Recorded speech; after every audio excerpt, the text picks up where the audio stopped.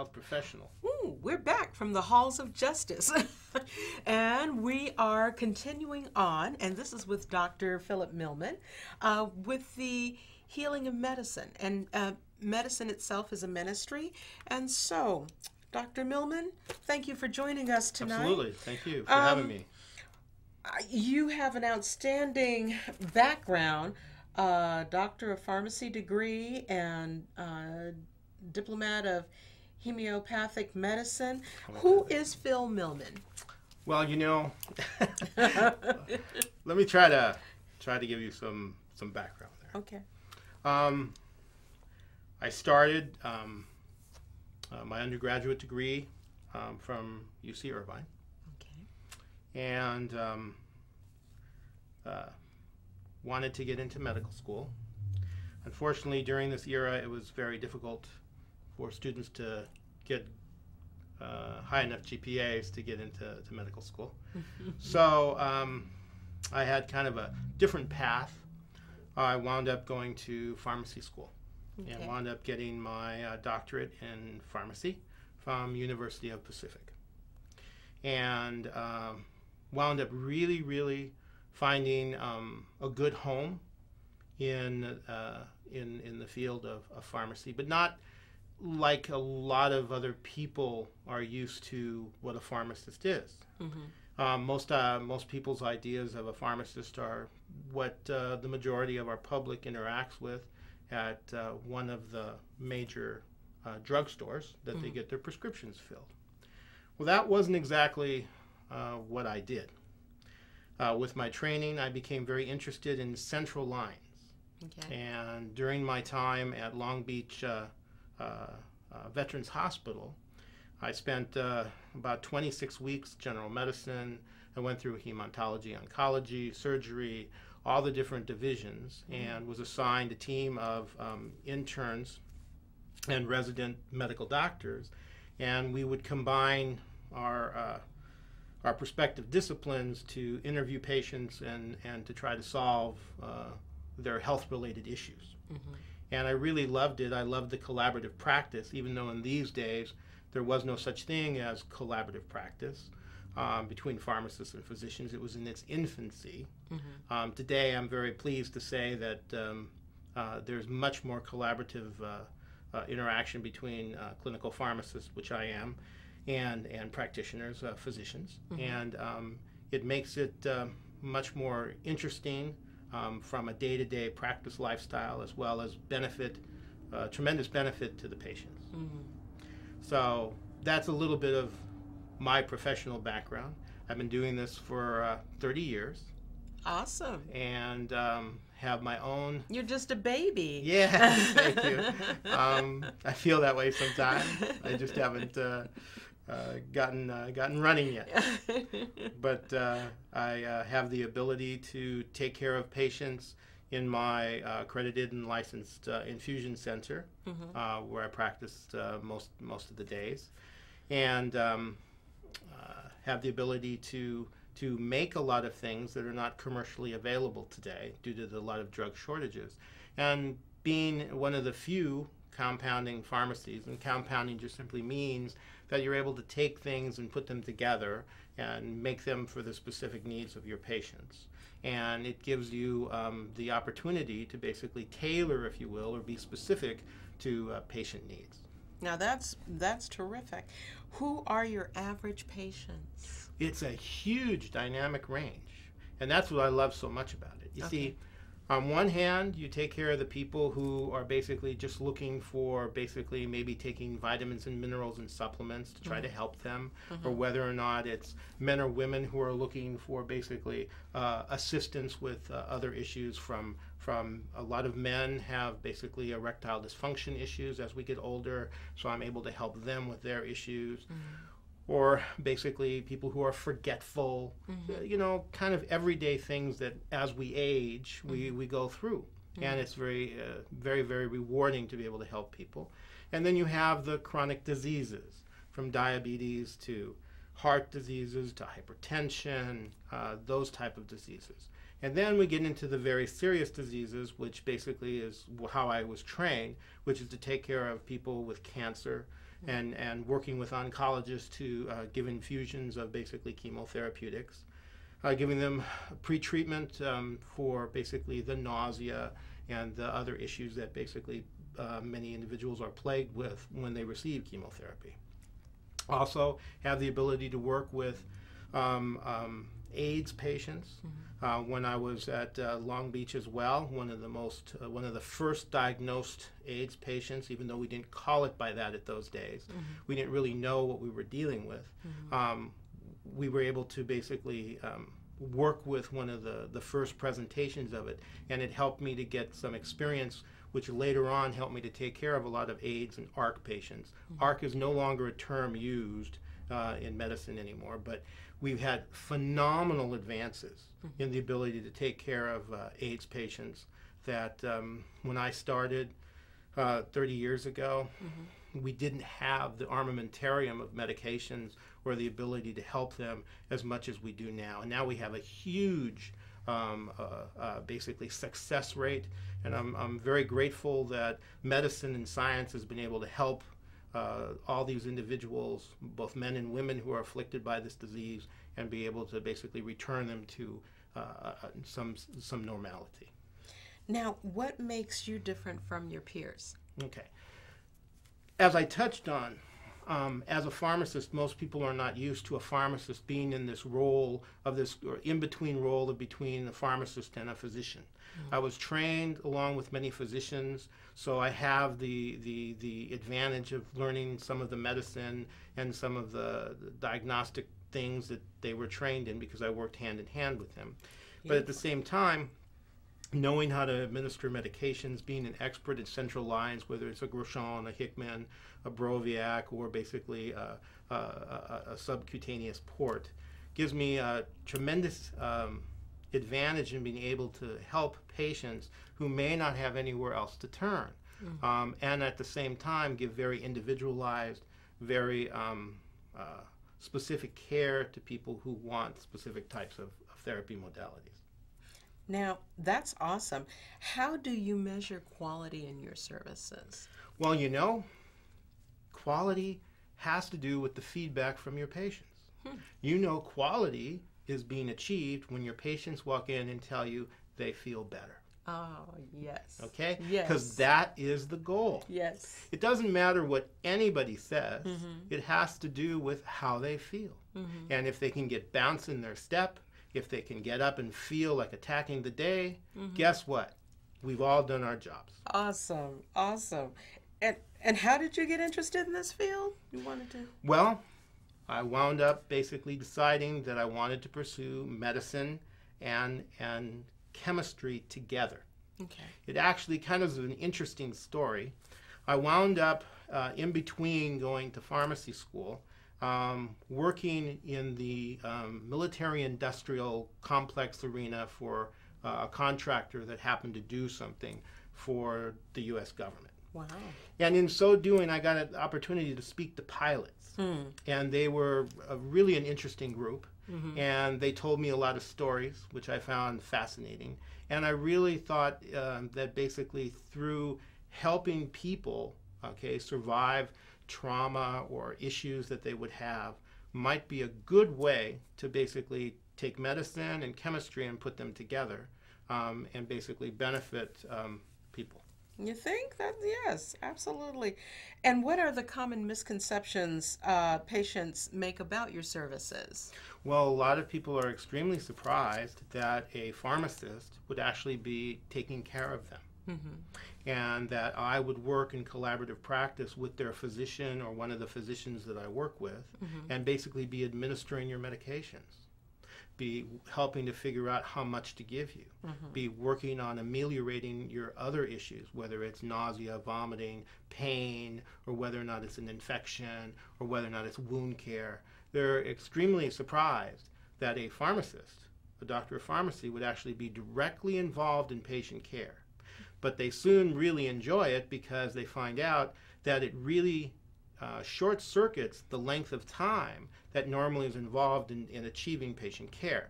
The way it normally works is that you would be seen by a nurse. The nurse writes down your concerns or your ailment, contacts the physician who's busy in his practice at work, then the physician contacts pharmacy. You can really quickly see that that takes some time.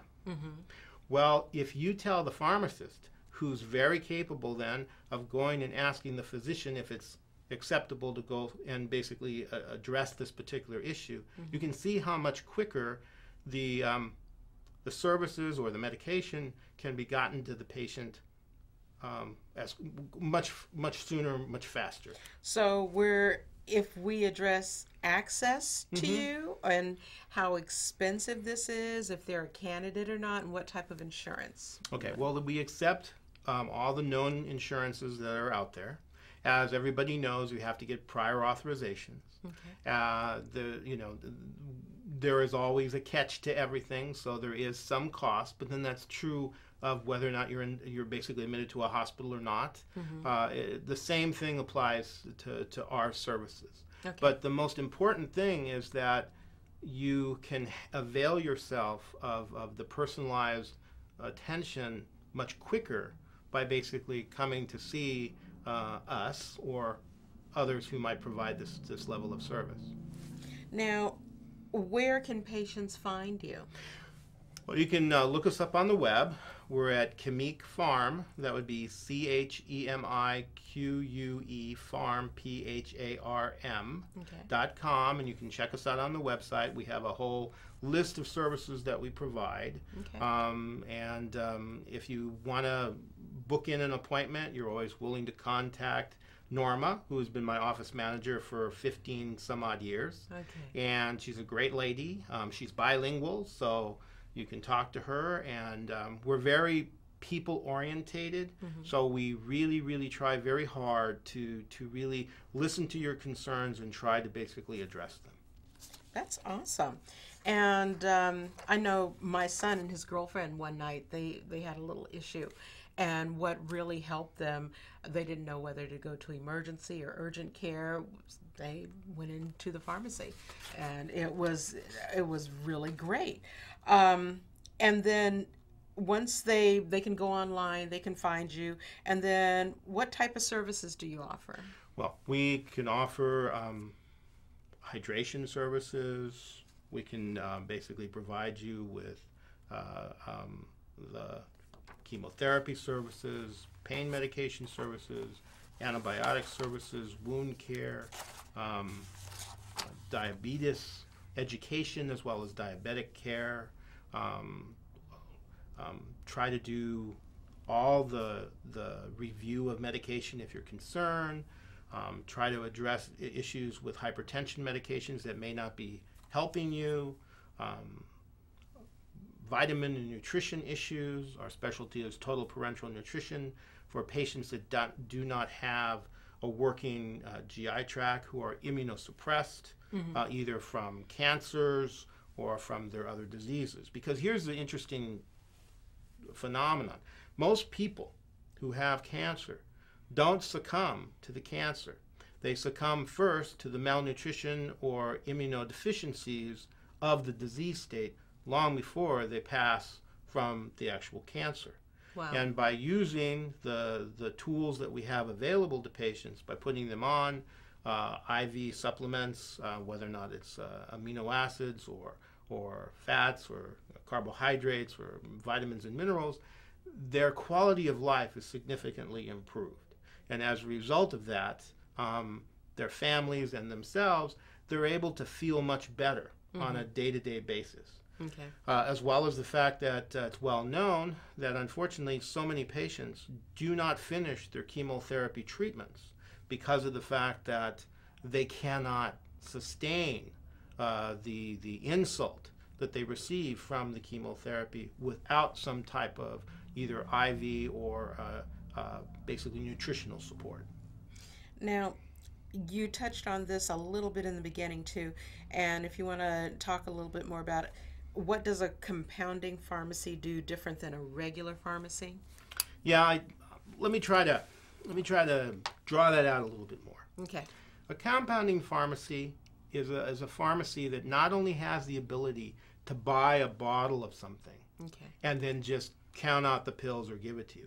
But they can take powders or liquids or other things, and they can make up something special for you as agreed upon by your team of practitioners and the pharmacists, who all integrate together to try to basically give you something that's very specific for your needs. And how long have you been doing this? Been doing it 30 years. That's pretty good. So, okay, you mentioned you're a clinical pharmacist, and what is that? Okay, a clinical pharmacist is someone who has spent some time learning about the medicine involved in the medical physiology of disease states. So when you're able to interact with the physicians that you're in collaborative practice, like I am, we can talk a little bit easier together because of the experiences and the background and the education that I have. So it cut down on a lot of explanations between, well, why are we giving X, Y, Z? I already know why we're giving X, Y, Z, because when I was doing my training, my advanced training, I basically learned about those diseases. Now, what is home TPN?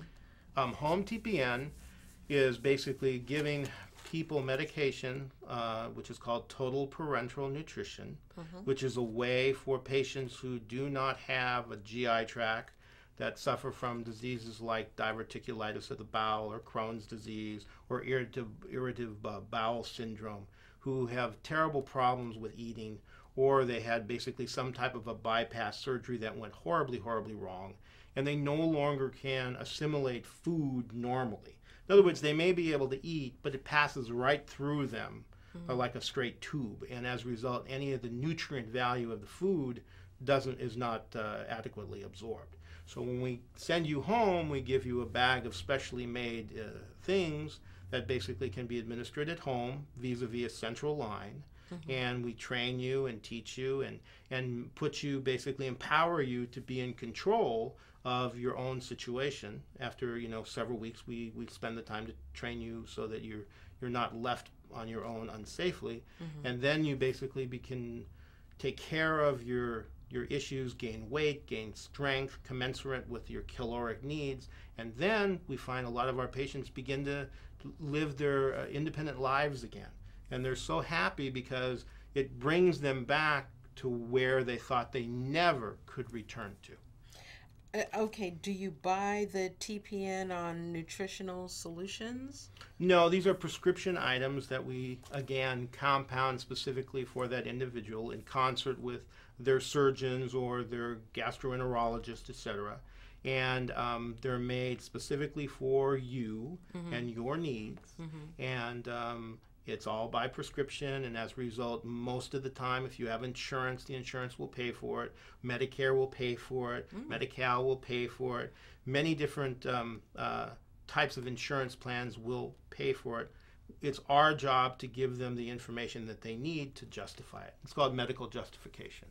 So I know the answer to this, but does being a clinical pharmacist make a difference in the patients you treat?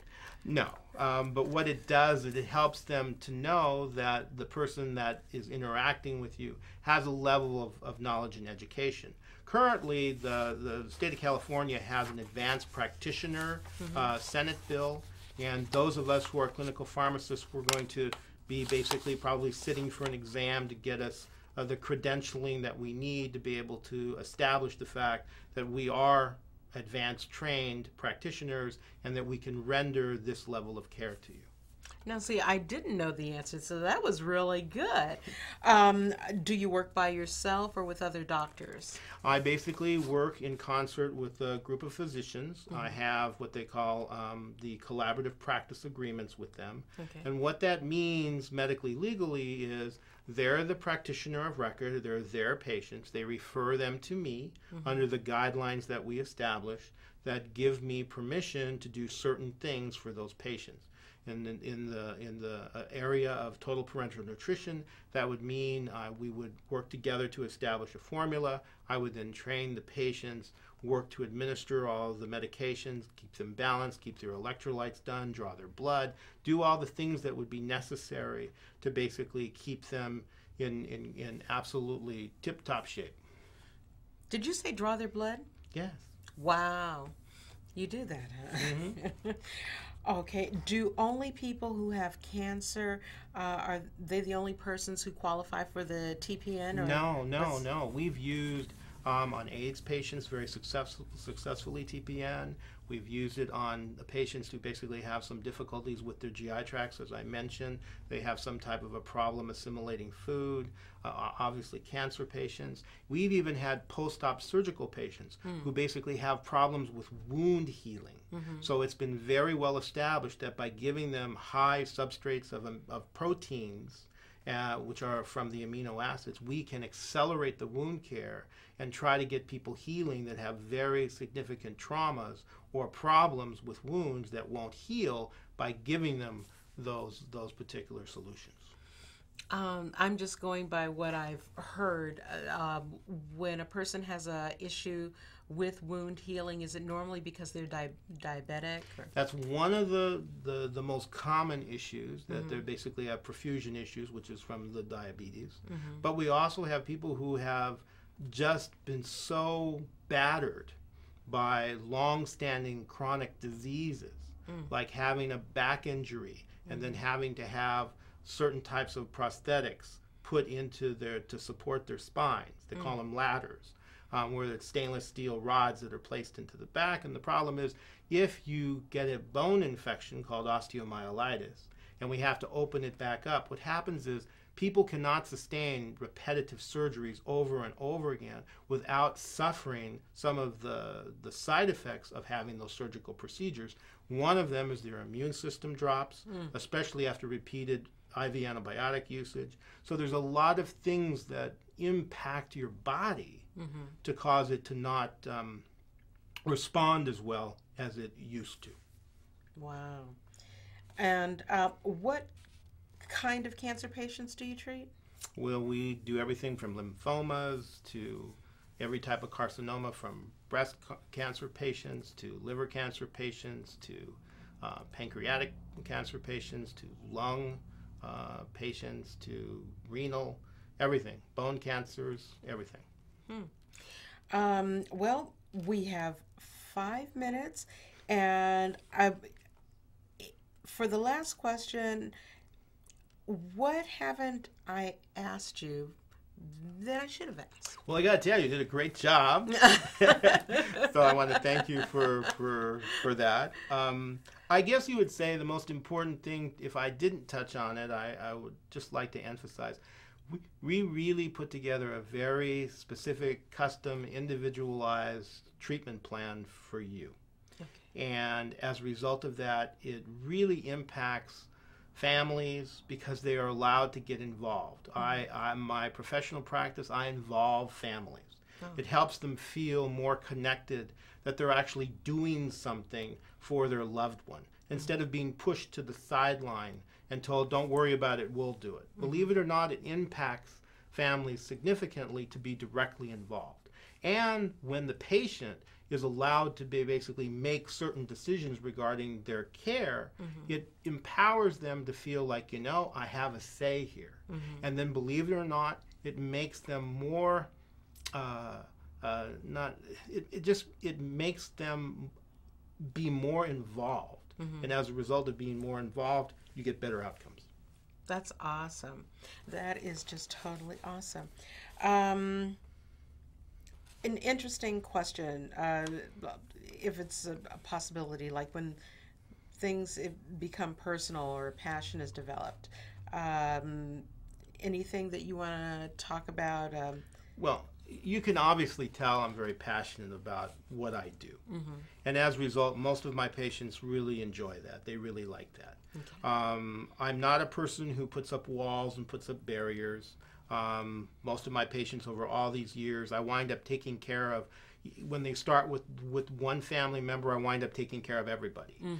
They want me to do everything from soup to nuts. Whether or not their kid has acne, they want me to take care of the patient with that problem, or whatever happens.